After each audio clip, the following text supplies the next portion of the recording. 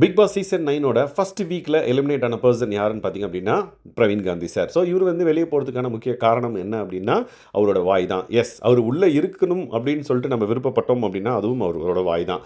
So அவர் வந்து நல்ல விஷயங்களை நிறைய அடக்கி வச்சிருக்காரு. பட் அவர் போகிற ட்ராக் வந்து பார்த்திங்க அப்படின்னா சம்டைம்ஸ் வந்து பார்த்திங்கன்னா ரொம்ப டாமினேட்டிங்காக இருக்கிற மாதிரியும் தெரியுது. எஸ், அண்ட் தென் பிக் பாஸ்க்குள்ளேயே போயிட்டு இந்த பிக் பாஸில் பாரு 5 ஜோடி 6 ஜோடி வரும் அப்படின்ற மாதிரி அசால்ட்டாக வந்து பார்த்திங்க அப்படின்னா வாய் விட்றாரு. அதே மாதிரி அரோராவை வந்து பார்த்திங்க அப்படின்னா நம்ம 2 பேர் லவ் பண்ணனா இந்த ஷோ வந்து பார்த்திங்கன்னா பிச்சுன்னு ஓடும்.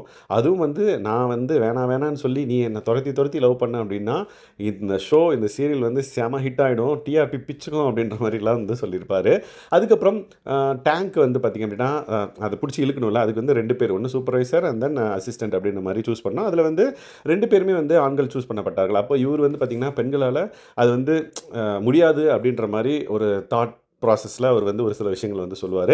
ஸோ அதனால் மேபி ஓட் வந்து கம்மியாக விழுந்துறதுக்கான வாய்ப்பு இருக்குது. அதே மாதிரி ஒரு சில இடங்களில் வந்து பார்த்திங்கன்னா அவர் வந்து ரொம்ப விட்டு கொடுக்குறாரோ அப்படின்ற மாதிரி இருந்தது. ஃபார் எக்ஸாம்பிள் சின்ன பசங்களாம் இருக்காங்க, ஸோ அதனால் அவங்களுக்கு விட்டு தரேன் அப்படின்ற மாதிரி நிறைய இடத்துல. For example Praveen Gandhi sir வந்து பார்த்திங்கன்னா சூப்பர் டீலக்ஸ் வீட்டுக்குள்ளே வந்து இருப்பார். ஸோ அங்கே இருக்கிற 50% ஆஃப் கண்டஸ்டன்ஸ்க்கு நாமினேஷன் ஃப்ரீ பாஸ் வந்து வாங்குறதுக்கான வாய்ப்புகள் இருக்குது அப்படின்ற மாதிரி சொல்லவே அவர் வந்து ஃபஸ்ட்டு அவர் தான் சொல்லுவார், எனக்கு இந்த நாமினேஷன் ஃப்ரீ பாஸ் வேணாம் அப்படின்ற மாதிரி ஃபஸ்ட்டே சொல்லிடுவார்.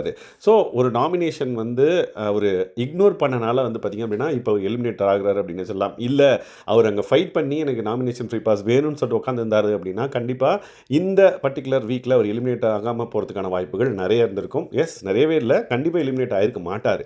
ஸோ இந்த மாதிரி நிறைய விஷயங்கள் வந்து பார்த்திங்க அப்படின்னா அவர் பிக் பாஸ் வீட்டுக்குள்ளே இருக்கிறதுக்கு ஃபிட் இல்லை அப்படின்ற மாதிரி மக்கள் வந்து அவரை ஓட் பண்ணி தூக்கிட்டாங்க அப்படின்னு சொல்லலாம். உங்களோட கருத்து என்னன்றதை மறக்காம இந்த ஷார்ட்ஸ்களை கமெண்ட் பண்ணுங்கள்.